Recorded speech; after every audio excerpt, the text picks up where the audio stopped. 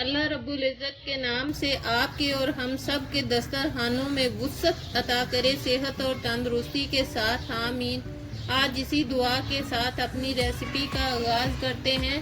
तुरई दाल जो कि बहुत ही मज़े की बनती है। आइए इसके अज्जा नोट कर लेते हैं। 2.5 kg तुरई ले लीजिए और इसको छील कर इस तरह के स्लाइसिस में काट लीजिए और ये इसका ऊपर से छिलका उतरने के बाद तकरीबन आपके पास 2 kg रह जाएगी। आइए अब अपनी रेसिपी का आगाज करते हैं। ये हाफ बोल दाल लेकर इसको मैंने आध घंटा के लिए भिगो दिया था। ये फूल कर इतनी हो गई है। अब इसको पैन में डाल दीजिए और साथ में वही पानी जिसमें दाल को भिगो कर रखा था वो डाल दीजिए और साथ में 2 दालचीनी के पीसीस, 3 लौंग, चुटकी अजवाइन और 1 टीस्पून जीरा डाल दीजिए।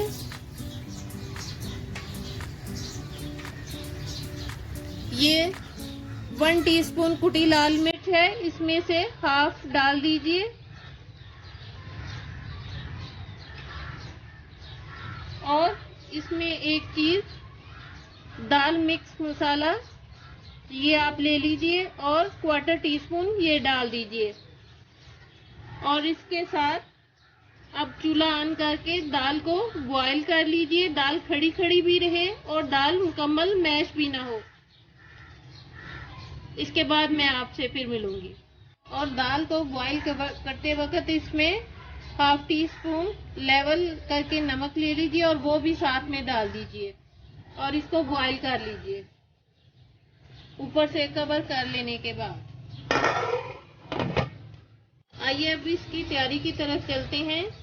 ये 1 कप मस्टर्ड ऑयल ले लीजिए और इसको पैन में डालकर पहले गरम कर लीजिए।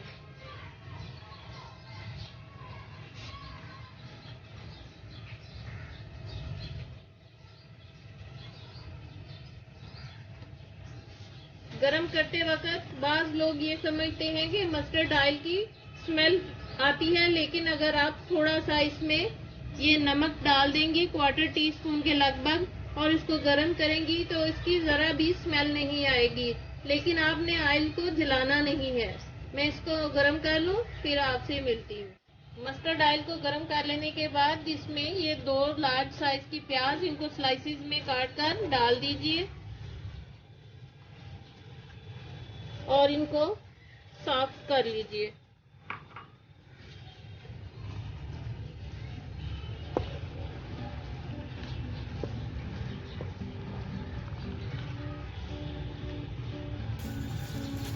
इनको मैं साफ कर लूं फिर इसके बाद आपसे मिलूंगी।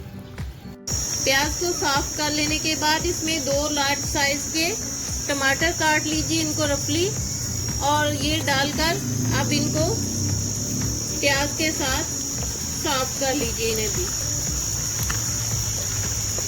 और साफ करते वक्त इसमें नमक जरूर डाल दीजिए आपके टेस्ट के हिसाब से।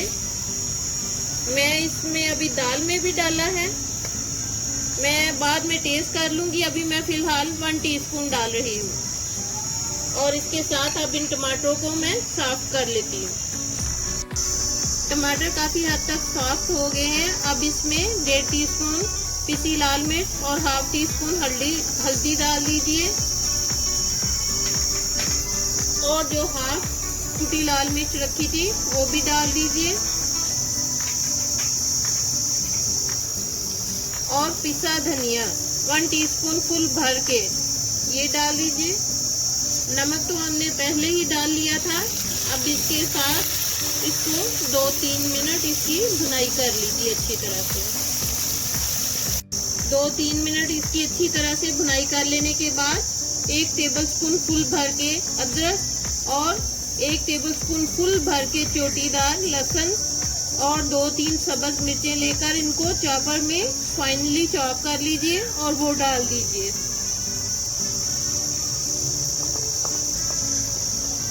और इनका कच्चापन खत्म होने तक इनकी अच्छी तरह से भुनाई कर लीजिए।